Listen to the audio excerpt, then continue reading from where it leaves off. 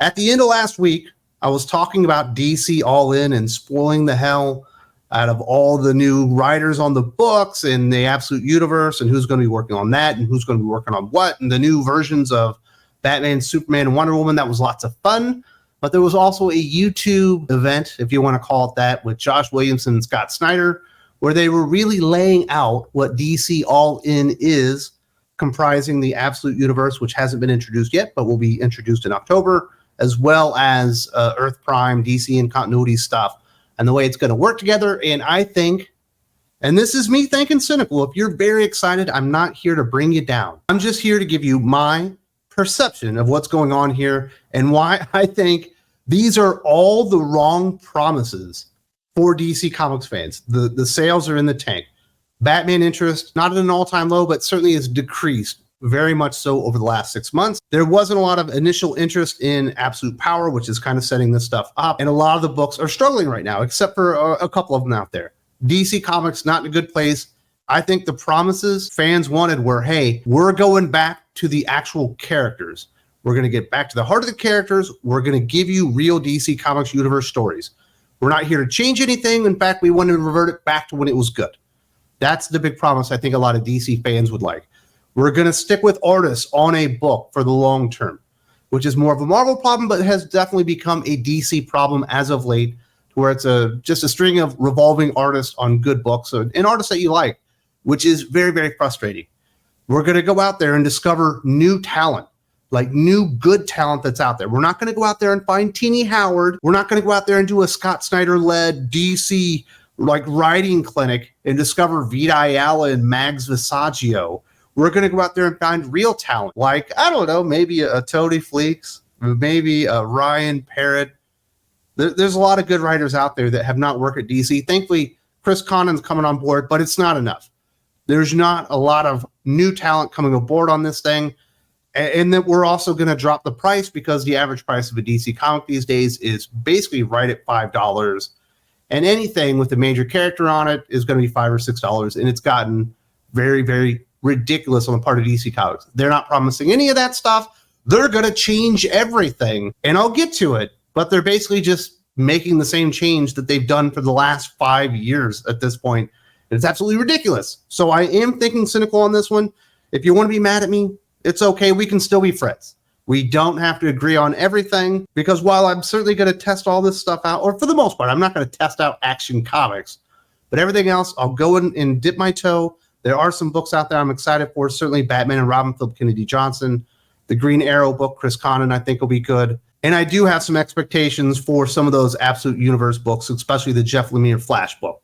I think that one's almost can't miss at this point. Now let's get into what Scott Snyder and Josh Williamson were selling during this big YouTube event. The speculation is over as Scott Snyder and Josh Williamson took to DC Comics YouTube to reveal their next big project, DC All In. Snyder and Williamson discussed the future of DC Comics universe and beyond, stating in the oversized DC All In special comic, which is on sale in October, Snyder called it the biggest initiative DC has done in decades. They made it clear that this isn't an event, but an initiative. The idea is this initiative opens up the story so creators can come in and tell their best stories. The greatest jumping on point, Snyder called it.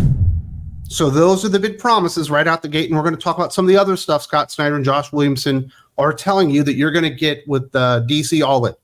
First up, calling this the biggest initiative DC has done in decades, I think is ridiculous. That is absolutely an overpromise. We've had the New 52 within the last 2 decades. I don't know if you noticed this, but they basically reset the entire timeline and try to revamp all the characters. And it was wildly successful, actually. And we also had DC Rebirth, Jeff Johns coming in here, riding the ship, getting the best version of the characters all into one shared universe, and basically fixing DC Comics for a spell. Unfortunately, they didn't stick with it, but there's no way anybody in this world should expect DC All In to reach the heights of awesomeness that is DC Rebirth or the heights of success of DC New 52. We've seen these initiatives way too many times. They always promise the world and barely ever do they deliver. They certainly delivered in DC Rebirth. They just didn't stick with it, which is, It's unfortunate. That's the only thing I'll say about that one. I already blamed that on Scott Snyder enough. I've made a video about it. If you want to go check it out, search it. And the idea that they're selling is this allows creators to come in and tell their best stories, the creators' best stories. Why aren't they coming in and telling the best stories of the heroes? I guess Batman and Superman are too constrictive to come in and tell awesome stories, so we have to go in and adjust the characters to the sensibilities of the writer so they can tell more stories that are in line with Jason Aaron on Superman, because he doesn't want to actually have to work within the confines of who Superman is. That's an enormous turnoff to me, and I believe that's kind of what they're hinting at there, and that's not something that's going to sell me on anything. Yeah, this Wolverine character, he's got too much history, he's too confined by his power set and, his characteristics and all that kind of stuff. Let's just create a bunch of new stuff so the writers can tell stories they actually want to tell. Well, if you don't want to tell a Batman story, don't write Batman. If you don't want to tell a Superman story, don't write Superman. If you want to tell something that's similar to Superman but not quite him, go to the indie scene and make a Superman analog. Everybody's done it. And a lot of them are really good. So whatever. I think that's a really stupid point. And calling this the greatest jumping on point, you're selling a lot of new stuff at one time. And a lot of people, especially DC fans, and we've seen this by the market share, that habit they have of going to their comic book shop, I guess it had been every Tuesday for the last 3 years. Now it's going to be every Wednesday again. And buying DC comics has been broken. And this isn't going to be the greatest jumping on point. You've got to, as a retailer, and really as an artist and a writer and all that stuff, you have to go resell the DC fans that haven't walked away that they should continue on reading Action Comics with Mark Waid, no thank you very much, or Detective Comics with Tom Taylor. You know what I mean? It's a hard sell. Or Batman and Robin with Philip Kennedy Johnson, or whatever John Layman's doing. I can't even remember that one. I think it's Titans. You have to go resell the audience that they should maintain the book, even though you're doing a creative change. And you have to sell the audience on this initial idea of Absolute Universe, which isn't the hardest sell because we've had Ultimate Universe and now we've got the second version of Ultimate Universe. So it's not a foreign concept, but this isn't the greatest jumping on point. This is going to be the hardest sell job in the history of the industry for retailers. Yes, you should maintain the books that you liked with new creative talent on it. And then you should also invest in this other thing that you don't even know what it is because they're going to do something cool. Do you trust in Scott Snyder that much? That's going to be the real selling point. And at this point, I've read Scott Snyder outside of DC Comics for the last, 3-4 years? It hasn't been pretty. Hasn't been terrible, but hasn't been good either. So I don't think this is going to be the greatest jumping on point. This is a hard sell job, and they should understand that.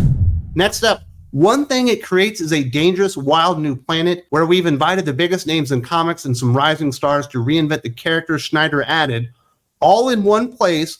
The story will create a driving force for the company for years to come. Williamson added, this is one big story, and it's part of the absolute world.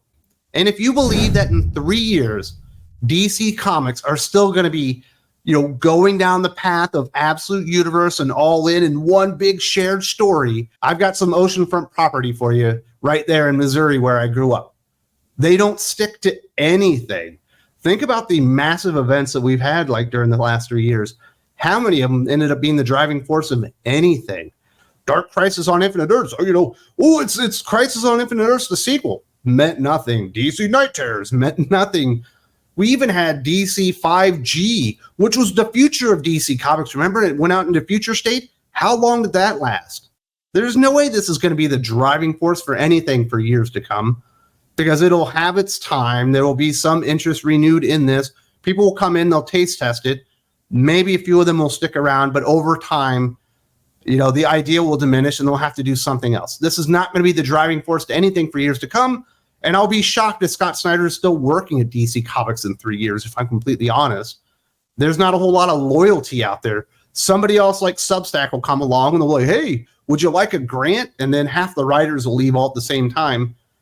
Or there'll be something else that's done as a side thing, and then Jim Leader would have been like, oh, look at this other shiny thing that's doing better. We should just go do that full time. And so there's no way this is going to be the driving force to anything. It's going to be what it is until it's not anymore. And I wouldn't expect it to last for more than 18 months. 24 months tops before they have to go and do something else. Next up, if the main universe is set up by Superman energy, this universe is founded on Darkseid energy. Snyder added, that makes the heroes underdogs. They have to be tougher, have to be more resourceful, and that makes them more badass. Williamson and Dan Mora will be working on Superman and introducing a new Superwoman with the return of Doomsday. So we got some good news in there. Josh Williamson has not had a bad artist on Superman really since he got there. It started out with Jamal Campbell, looked great. We've had Gleb Melnikov in the meantime. He was good. Rafa Sandoval just did the House of Brainiac thing. Dan Mora comes on board. Depending on who you are, maybe you think it's an upgrade. Maybe you think it's a lateral move. Maybe you think it's a downgrade. I think it's another really good artist on Superman. That's not going to be a big turnoff to me. But this is the thing with Scott Snyder. I think he's maybe one of the least self-aware creators in the history of comic books. I don't think he knows really what he's done at DC Comics or the way people perceive what he's done in DC Comics. To say that the main universe is set up by Superman energy, absolutely, that is the bedrock, the foundational elements of the DC Comics universe. That's been missing for 5 or 6 years completely because, Superman has been the driving force. And to say that this new energy or this new universe is founded on Darkseid energy, what was the dark multiverse, numbnuts? That thing you said when you found the source wall and it punctured and the dark multiverse came in there where we got Dark Knight's metal and Dark Knight's death metal and dark multiverse death of Superman and dark multiverse this and dark multiverse that and Night Terrors and fucking Dark Crisis on Infinite Earths and every other thing out there. Oh yeah, the other thing you did, Scott Snyder, you're the villain. The thing that you just shoved on all the other creators and made them do. And Bendis was the only one smart enough to be like, I don't think I'm going to do that more than one issue. You've been doing this dark energy universe in DC Comics for a long fucking time. This isn't new. This is what drove people away in the first place. And the idea that everything needs to end up connecting, they're like, let's make the universe bigger and make it more expensive to actually know what's going on if this is really a big shared story. I don't think is a good idea.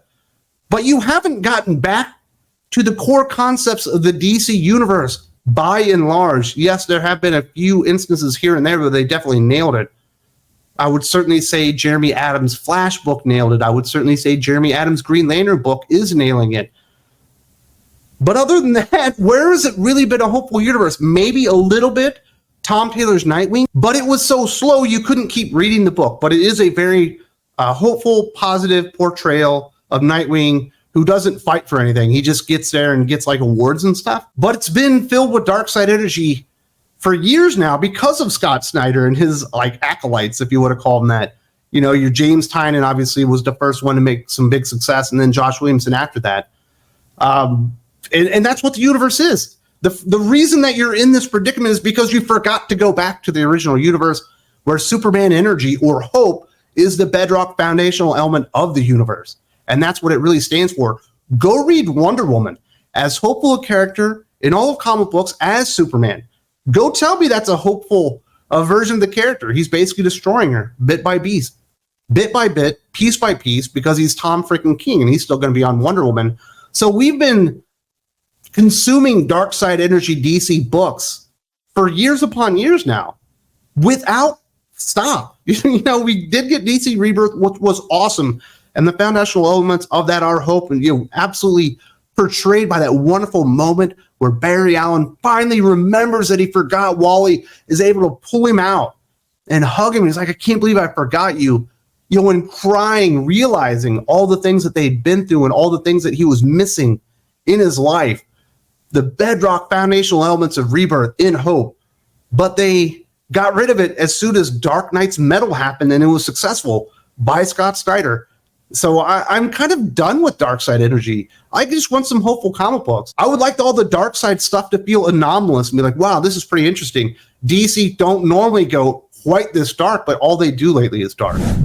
Finally, All In Special will be a flip book with one side featuring art by Daniel Sampere and the other by Wes Craig. Sampere will focus on Superman's side, while the other side is from the point of view of Darkseid.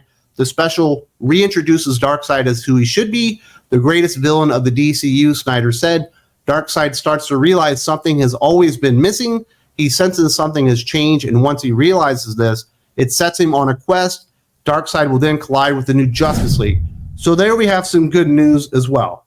Kind of a confirmation that we will be getting that Justice League book coming up at the end of Absolute Power, but we already kind of knew that.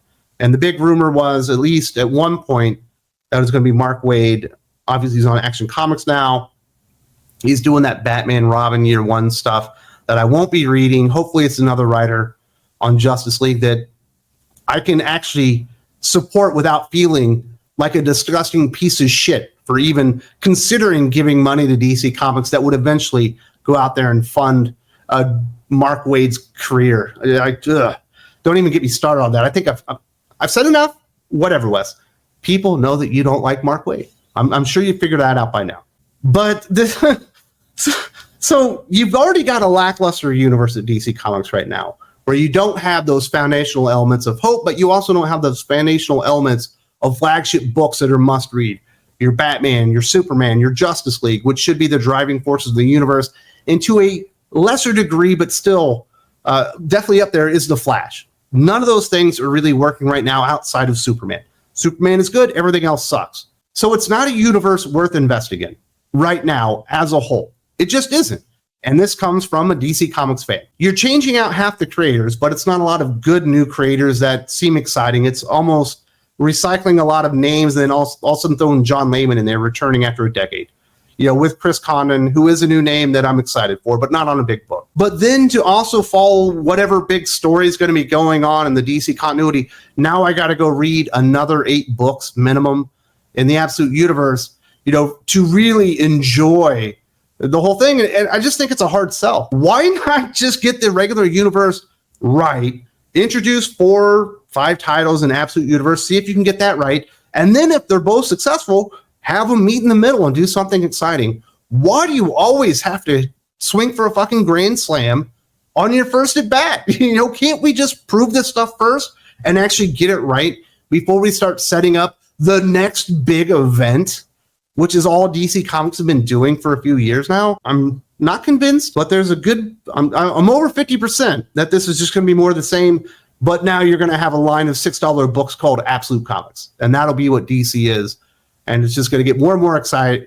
It's just going to get more and more expensive, more and more dark, with bigger and bigger events that don't mean anything, and more empty promises. That's how I feel about it, because I am thinking cynical, but I'm definitely wanting to hear what you guys think. What do you think about what they're promising in DC All In? Is this exactly what you were looking for? Did Scott Snyder and Josh Williamson sell you on the product? Because they certainly didn't sell me. In fact, I'm less sold on it after hearing what they had to say on it, because I just think it's a bad idea. And I don't think they realize why DC became so much less popular over the last 24 months or so than they were before that, even though they were already trailing Marvel. So I don't think they figured out what they messed up in the secret sauce, and they refused to go to last known good, which would be DC Rebirth, you know, hopeful versions of the characters. But they're not going to do that. We got to go darker. You know, and this is what it is. If you like more conversations about DC All In and awesome comic book reviews and geek culture stuff, and you like what we're doing over here, covering the comic book industry, adding some real truth to the comic book industry, you can support us on Think Critical Patreon, where we have a whole lineup of additional videos and podcasts that I think all of you would really, really enjoy. Hope to see you there. Definitely check that out.